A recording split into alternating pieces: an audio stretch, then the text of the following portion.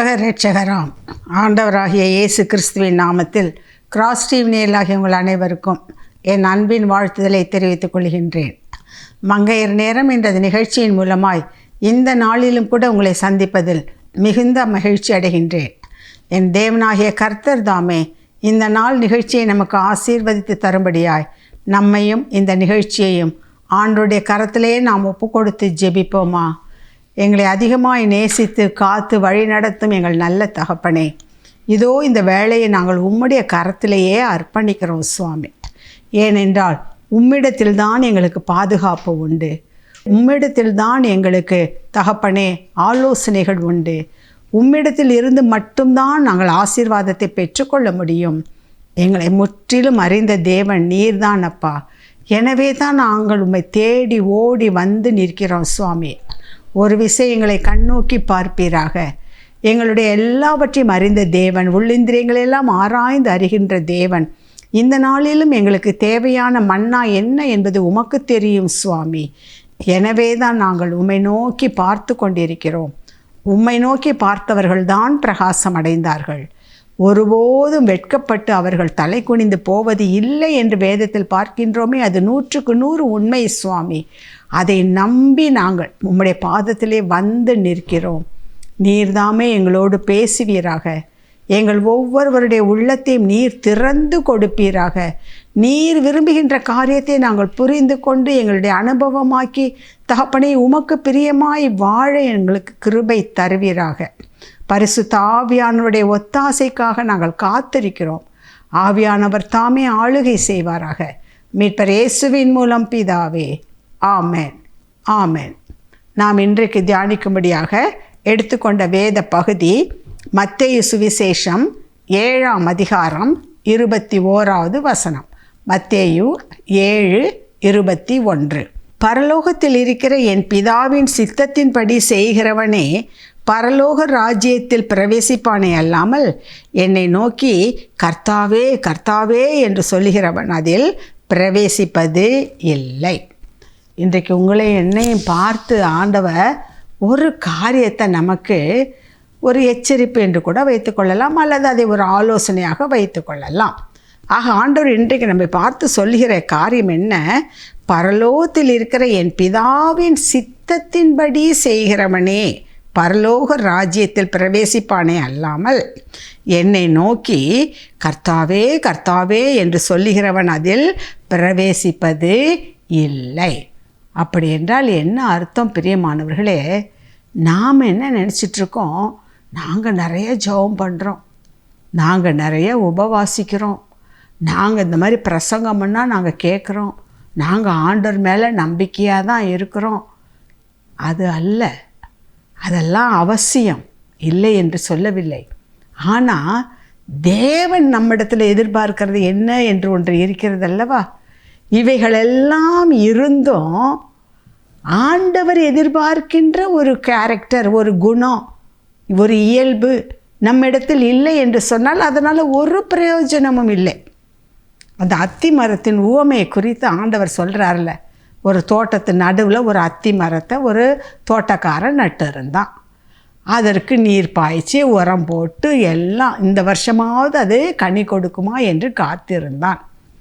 அந்த ஓனர் வர்றாரு, என்னப்பா இந்த வருஷம் இது ஒன்றும் காய்க்கலை, இது பேசாமல் வெட்டி போட்டுரு என்று சொல்கிறார். அவன் சொல்கிறான், இன்னும் ஒரு வருஷம் இருக்கட்டும் ஐயா, இன்னும் நான் அதை சுற்றி கொத்தி அதுக்கு எரு போட்டு தண்ணீர் ஊற்றி நான் பார்க்குறேன். அப்படியும் அது கனி கொடுக்கலைன்னா அதற்கு பிறகு நம்ம ஒரு முடிவு எடுக்கலாம் என்று சொல்கின்றார். ஆக எதற்காக கொத்தப்படுகின்றது, எதற்காக எரு போடப்படுகின்றது, எதற்காக தண்ணீர் பாய்ச்சப்படுகிறது ஒரு மரத்துக்கு என்றால் அதிலிருந்து கனியை எதிர்பார்த்து தான், கனி கொடுக்கும் என்று எதிர்பார்த்து தான், அந்த வச்ச எஜமானனுக்கு அது பிரயோஜனமாக இருக்கும் என்பதற்காகத்தான். அப்படி பிரயோஜனம் இல்லைன்னா அதனால் ஒரு என்ன பிரயோஜனம்? எஜமான் என்ன செய்யுமா? இதுக்கு வேஸ்ட்டாக டைமை ஸ்பெண்ட் பண்ணுறதுக்கு, பணத்தை செலவு பண்ணுறதுக்கு, அது இந்த இடத்த நிலத்தை கெடுத்துட்டு இருக்கிறதுக்கு அதை தூக்கி போடு, அந்த இடத்துல வேறு ஒன்றை வைப்போம். இன்றைக்கு உங்களுடைய என்னுடைய வாழ்க்கையிலும் அதைத்தான் கர்த்தர் எதிர்பார்த்து கொண்டிருக்கிறார். இத்தனை ஜெபம் கேட்குறோம், இத்தனை பிரசங்கம் கேட்குறோம், இவ்வளோ எல்லாம் செய்கிறோமே, கர்த்தர் எதிர்பார்க்கின்ற அந்த கனியை நாம் கொடுக்கின்றோமா? அவர் எதிர்பார்க்கின்ற வாழ்க்கையை நாம் வாழுகின்றோமா? ஏதோ உலக பிரகாரமாக பல காரியங்களை கேட்குறோம், உலக பிரகாரமான பல நன்மைகளுக்காக இப்படியாக நம்முடைய ஜபத்தையும் உபவாசத்தையும் எல்லாவற்றையும் நாம் செய்து கொண்டிருக்கின்றோம். ஆனால் வேதம் என்ன தெரியுமா சொல்லுது? ஆனால் நம்ம என்ன நினச்சிட்ருக்கோம்? நாங்கள் ரொம்ப ஜெபம் பண்ணுறோம், நாங்கள் ஆலயத்துக்கு போகிறோம், நாங்கள் ஊழியத்துக்கு செய்கிறோம், தான தர்மம் செய்கிறோம், எல்லாம் நல்லது, எல்லாம் செய்யத்தான் வேண்டும். ஆனால் அதே நேரத்தில் இதுக்கு மிஞ்சி ஒரு காரியத்தை தேவன் எதிர்பார்க்க. இதை நீங்கள் மட்டும் இல்லை, ஆண்டரை பற்றி அறியாத பிள்ளைகளுமே செஞ்சுட்டு தான் இருக்காங்க. எத்தனையோ சேவை மையங்கள் இருக்கின்றது, ஏதோ எத்தனையோ மற்றவர்களுக்கு உபகாரம் செய்யக்கூடிய நிறைய நிறுவனங்கள் இருக்குது, எத்தனையோ பிள்ளைகளை படிக்க வைக்கிறவர்கள் இருக்கின்றார்கள், எவ்வளவோ பேருக்கு வேலை வாய்ப்பினை தேடி கொடுக்கக்கூடிய நிறுவனங்கள் இருக்கிறது. அவங்களாம் கிறிஸ்தவங்க கிடையாது, கிறிஸ்துவை பற்றி அறியாதவர்கள், எல்லாம் தான் செய்கிறாங்க. அவங்களும் என்ன செய்கிறாங்க? நாங்களும் நம்ம உபவாசம்னு சொல்கிறோம், அவங்க விரதம் என்று சொல்கிறார்கள், அல்லது நோன்பு என்று சொல்லுகின்றார்கள். இப்படி எல்லாரும் எல்லாம் தான் செய்கிறோம். ஆனால் அவர்களிடமிருந்து நாம் ஒரு பிரிக்கப்பட்ட ஒரு வாழ்க்கை வாழ வேண்டும் என்று தேவன் விரும்புகின்றார்.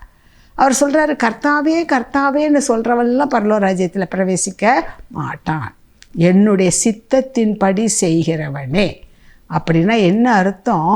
ஆண்டவருடைய பிள்ளைகளாகிய நீங்களும் நானும், கர்த்தர் நேசிக்கிற பிள்ளைகள் ஒவ்வொருவரும் எதில் குறியாக இருக்க வேண்டும் என்று சொன்னால் தேவ சித்தத்தை நிறைவேற்றுவதில் தான் குறியாக இருக்க வேண்டும்.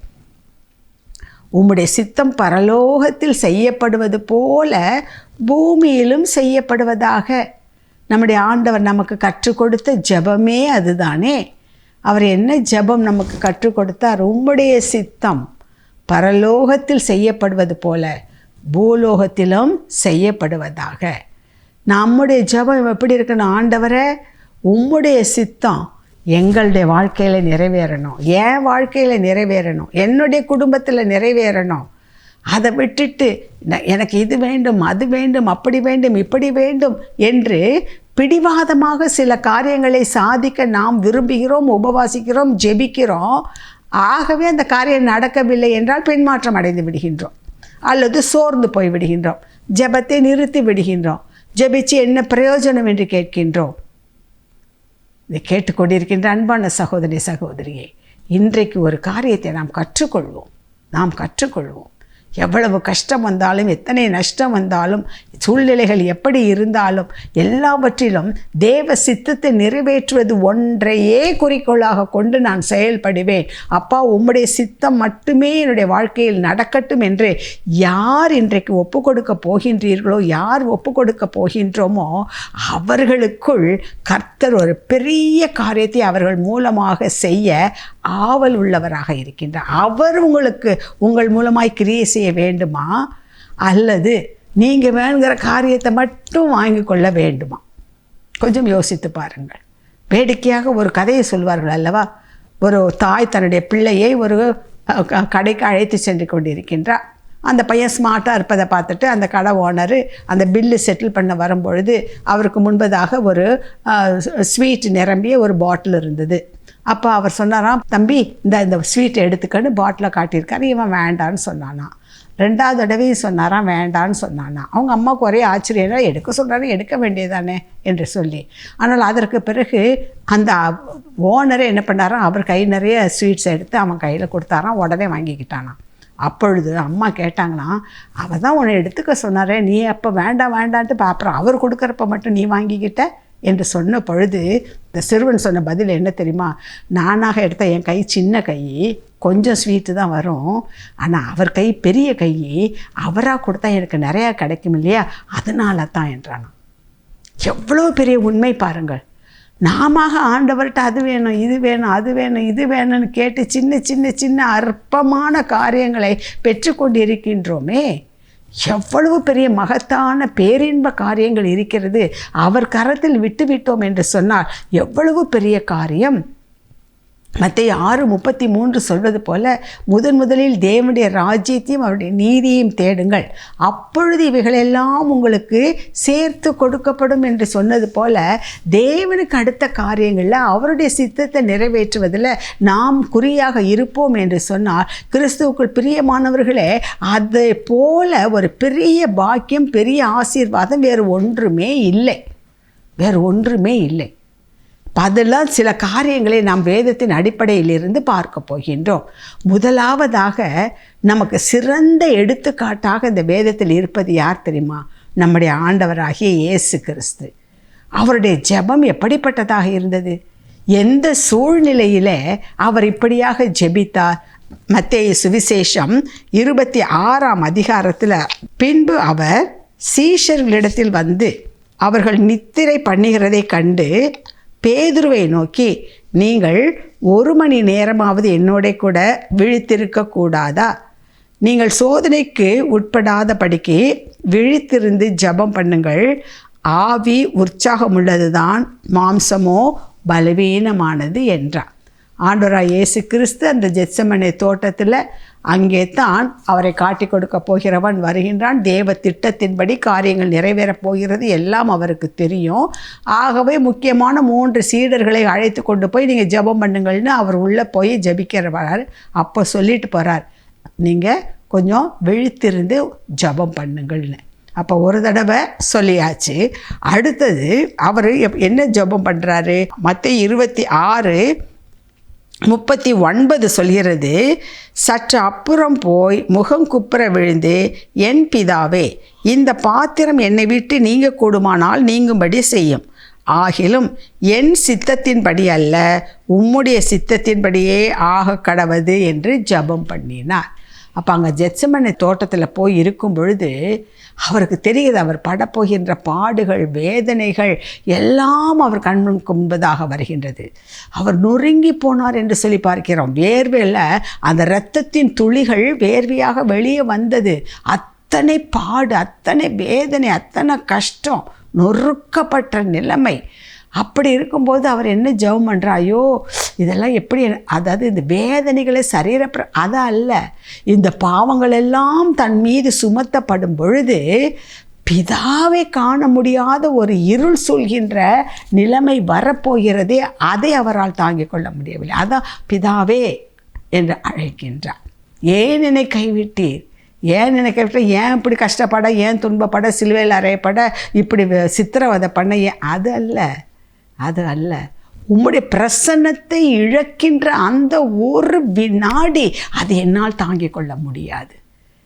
ஏன் அனுமதித்தீ? ஏன் என்னை கைவிட்டீர்? அதுதான் அர்த்தம். உண்மை பிரிந்து ஒரு வினாடி கூட, ஃப்ராக்ஷன் ஆஃப் எ செகண்ட் என்று சொல்வார்களே, அப்படி கூட இருக்க முடியாது. பிதாவோடு அத்தனை ஐக்கியப்பட்டவராக இருந்தார். அதனால தான் இங்கே சொல்கிறாரு, ஐயோ, இதெல்லாம் வரும்பொழுது, இவங்க எல்லாம் பாவங்கள், சாபங்கள் எல்லாம் சுமத்தப்படும் பொழுது உம்முடைய பிரசன்னத்தை இழக்கக்கூடிய அந்த ஒரு இமை பொழுது வருமே, அதை என்னால் தாங்கிக் கொள்ள முடியவில்லையே ஆண்டவரே. ஆகவே உமக்கு சித்தமானால் இந்த பாத்திரம் என்னை விட்டு அகலும்படி செய்யுமே என்று சொல்லி கேட்கின்றான் ஒரு தடவை. அடுத்ததாக 26:42, அவர் மறுபடியும் 2ஆம் தரம் போய், என் பிதாவே, இந்த பாத்திரத்தில் நான் பானம் பண்ணினால் ஒழிய இது என்னை விட்டு நீங்க கூடாததாகில் உம்முடைய சித்தத்தின்படி ஆக கடவது என்று ஜெபம் பண்ணினார். முதல்ல என்ன ஜெபம் பண்ணுறாரு? நீங்க கூடுமானால் நீங்கும்படி செய்யும், ஏன் சித்தம் அல்ல, உம்முடைய சித்தம். அதே போல் 2வது பண்ணும் பொழுது பார்க்குறாரு, ஆண்டவரே, இதில் நான் பானம் பண்ணினாலொழிய இதை நீங்கக்கூடாது அப்படின்னு நினச்சிங்கன்னா உங்கள் சித்தமே நடக்கட்டும் என்று 2ஆம் தரம். திரும்ப வந்து பார்க்குறா, திரும்பவும் இவங்க தூங்கிட்டு இருக்காங்க. அவங்கள திரும்ப எழுப்பி திரும்பி ஜெபம் பண்ணுங்கன்னு சொல்லிட்டு 44வது, அவர் மறுபடியும் அவர்களை விட்டு போய் 3ஆம் தரமும் அந்த வார்த்தைகளையே சொல்லி ஜெபம் பண்ணினார். எத்தனை தடவை? 3 நேரம். எப்படி ஜெபம் பண்ணினார்? உம்முடைய சித்தத்தின்படியே எனக்கு ஆக கடவது, என் விருப்பம் அல்ல ஆண்டவரே, உம்முடைய சித்தம் நிறைவேறட்டும். ஏன்னா பிதாவின் சித்தம் என்ன என்பதை நாம் அறியோம். நமக்கு இப்போ அது கசப்பாக இருக்கும். இப்போ உங்கள் வாழ்க்கையில் சில கஷ்டத்திற்குள்ளாக சென்று கொண்டிருக்கின்றீர்களா? சில பாடுகள் வழியாக சென்று கொண்டிருக்கின்றீர்களா? இருள் சூழ்ந்த பாதையில் என்ன செய்வதென்று அறியாமல் இருந்து கொண்டிருக்கின்றீர்களா? கவலை வேண்டாம். கர்த்தருடைய சித்தத்துக்கு ஒப்புக்கொடு. அப்போ என்னை எங்கே நடத்திட்டு போகணும்னு நடக்கிறீங்களோ அங்கே நடத்திட்டு போங்க.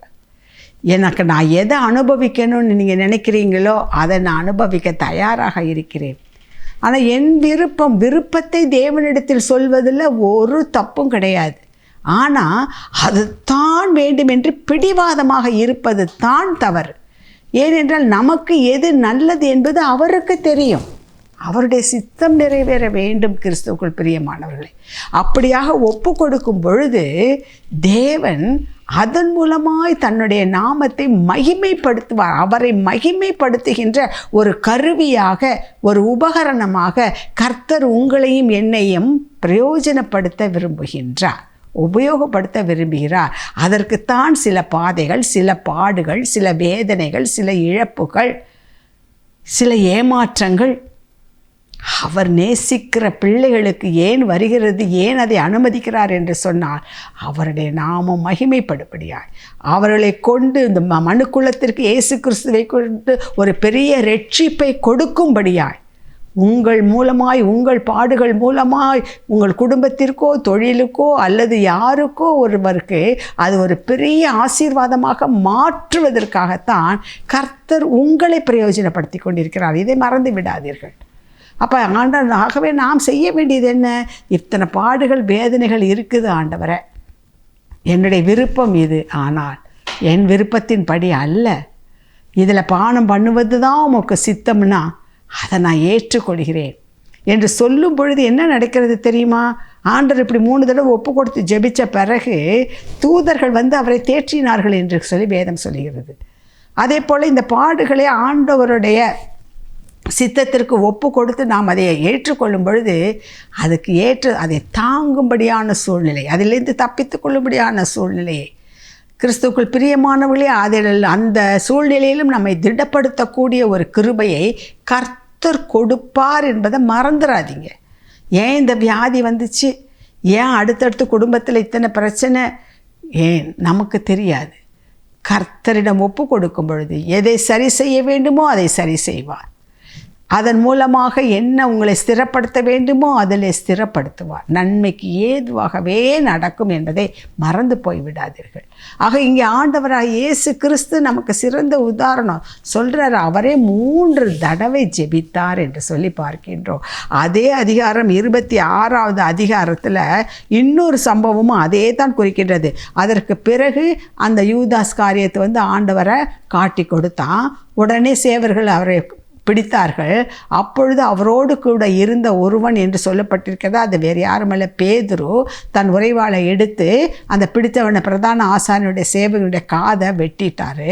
உடனே ஆண்டவர் அந்த காதை மறுபடியுமாக அந்த மல்குசி என்பவனுக்கு ஒட்ட வைத்து விட்டு பேதுருவை சொல்கிறாரு, நீ உன் வாளை உரையிலே போடு, பட்டயத்தை எடுத்தவன் பட்டயத்தினால்தான் மரிப்பான் என்று சொல்லிவிட்டு 53வது வசனம் மத்தேயு 26:53, நான் இப்பொழுது என் பிதாவை வேண்டிக் கொண்டால் அவர் 12 லேகியோனுக்கு அதிகமான தூதரை என்னிடத்தில் அனுப்ப மாட்டார் என்று நினைக்கிறாயா?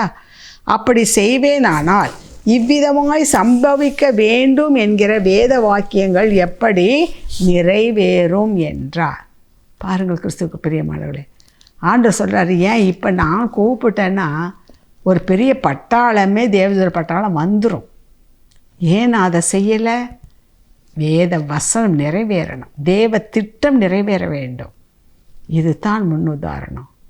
ஒரு காரியம் நடக்கலையா, அதற்காக காத்திருங்கள், குறுக்கு வழியில் போகாதீர்கள், மற்றவர்களை கெடுக்காதீர்கள், பிறர் புண்படும்படியான பாதையிலே செல்லாதீர்கள், அவன் சென்ற பிரகாரமாகவே நானும் செய்வேன் என்று சொல்லாதீர்கள். ஒரு சிலர் சொல்லுகிற காரியம் என்ன தெரியுமா, அவன் அப்படி இது பண்ணான்னா பதிலுக்கு நீ கொடு, அப்போ தான் அவனுக்கு அது என்ன, அந்த வழி என்னன்றது தெரியும். இது உலகம் கொடுக்குற ஆலோசனை.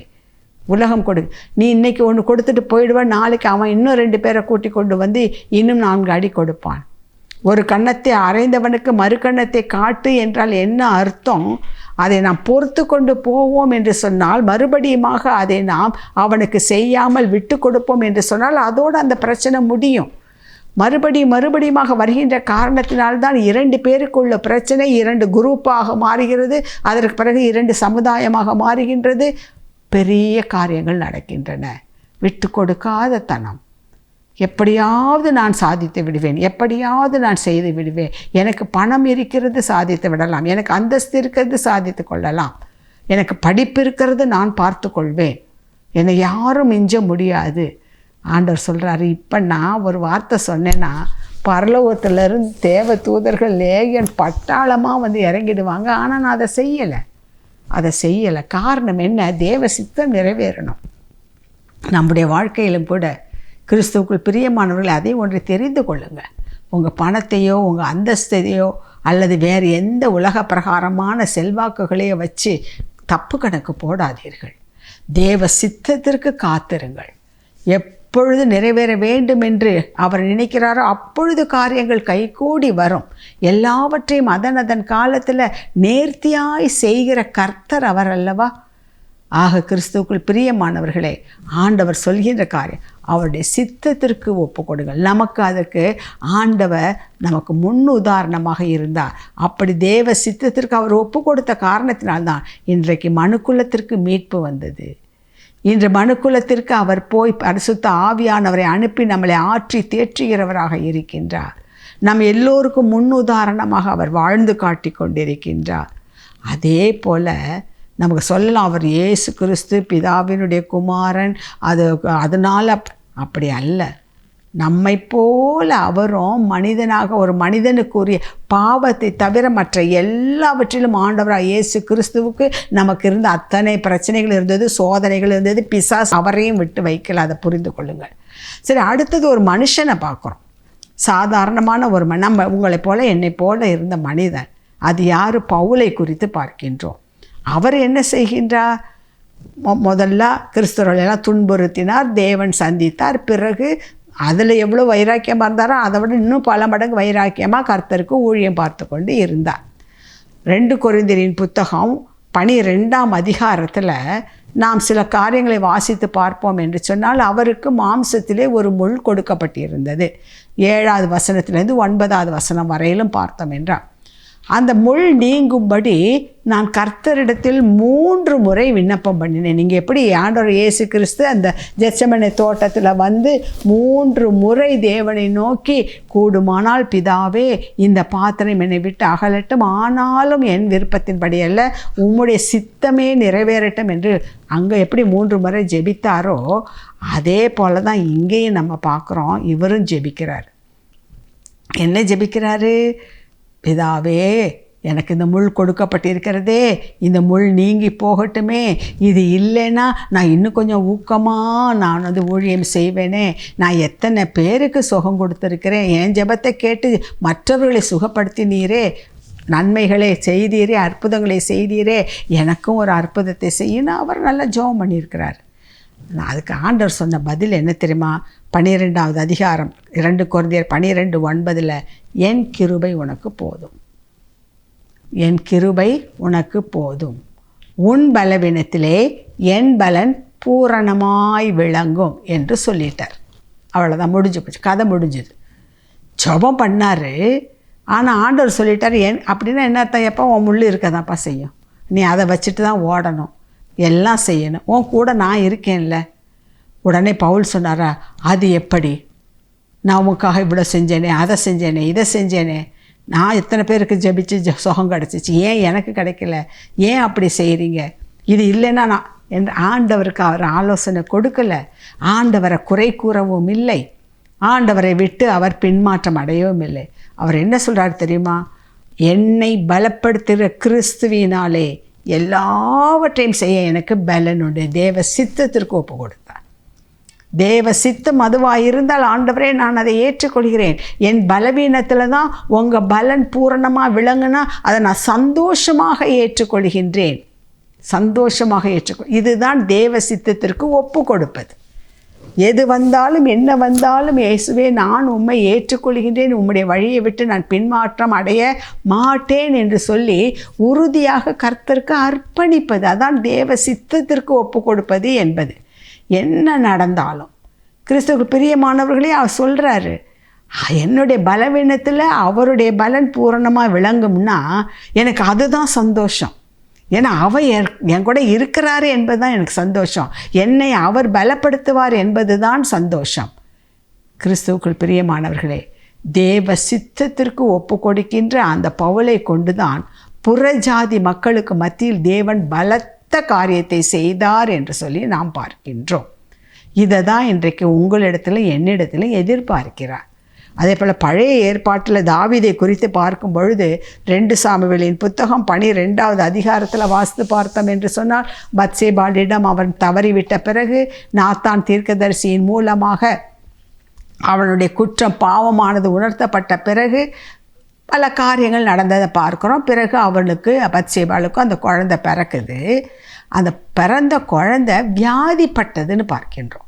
அந்த வியாதிப்பட்ட காரணத்தினால இவன் ரொம்ப நொந்து போகிறான். ஏற்கனவே பாவம் செஞ்சிட்டோம், தவறு செஞ்சிட்டோம், கொலை செஞ்சிட்டோம்.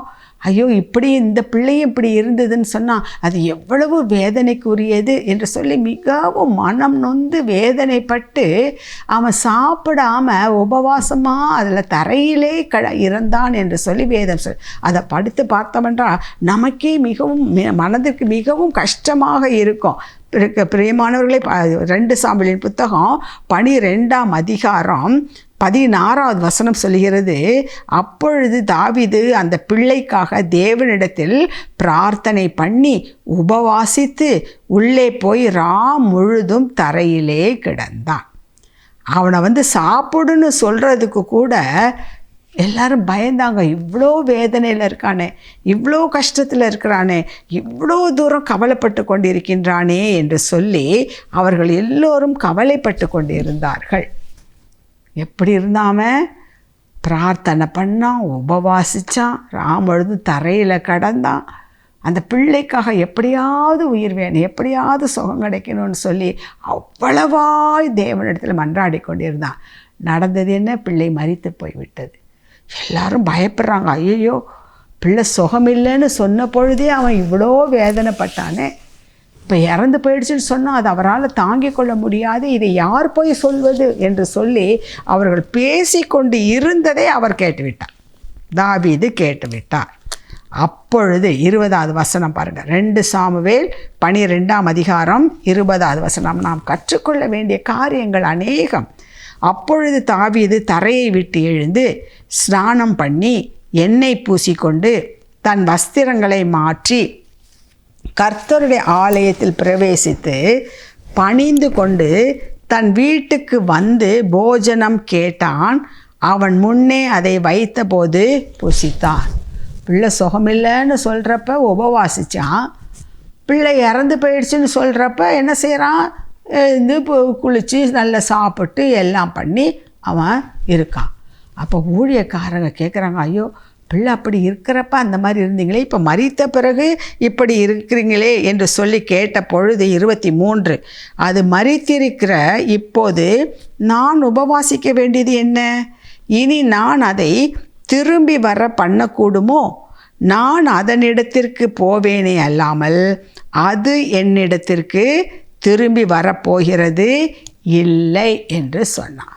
பாருங்கள், எவ்வளோ மெச்சூர்டு, எவ்வளவு தூரம் அவன் முதிர்ச்சி பெற்றவனாக ஆவிக்குரிய வாழ்க்கையில் இருந்தான். கேட்குறது தப்பு இல்லை. ஆண்டவரிடத்துல கர்த்தாவே இப்படியாக இந்த காரியம் வேணும்னு. அங்கே தாவீது அப்படி தான் வியாதிப்பட்ட பிள்ளைக்காக அப்படி தான் ஜெபித்தான். ஆனால் பிள்ளை மரித்து போய்விட்டது. ஆனால் அவன் என்ன செய்தான்? தேவனுடைய சித்தம் அதுதான் என்று சொல்லி அதை அப்படியே அங்கீகரித்து கொண்டான், அதை ஏற்றுக்கொண்டான்.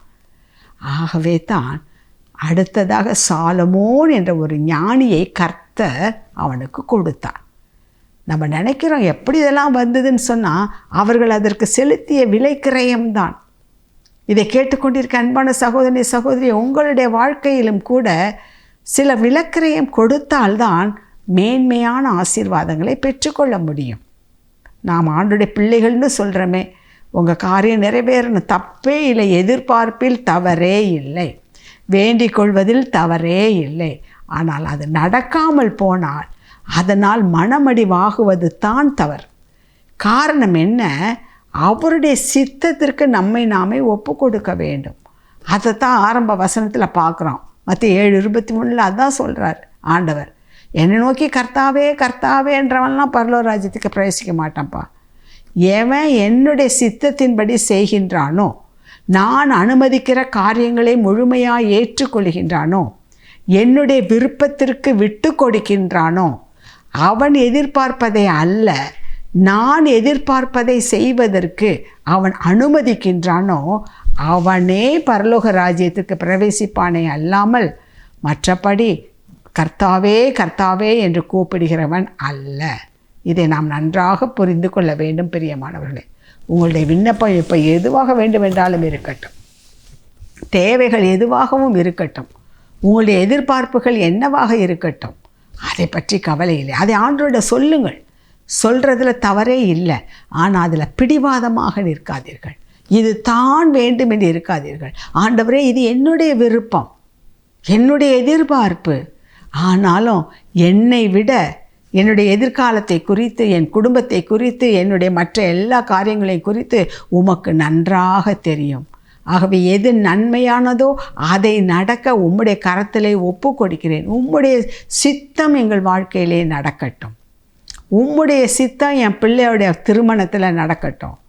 உம்முடைய சித்தம் என் பிள்ளையனுடைய வேலையில் கிடைக்கட்டும். உம்முடைய சித்தம் என்னுடைய தொழிலிலே நிறைவேறட்டும்.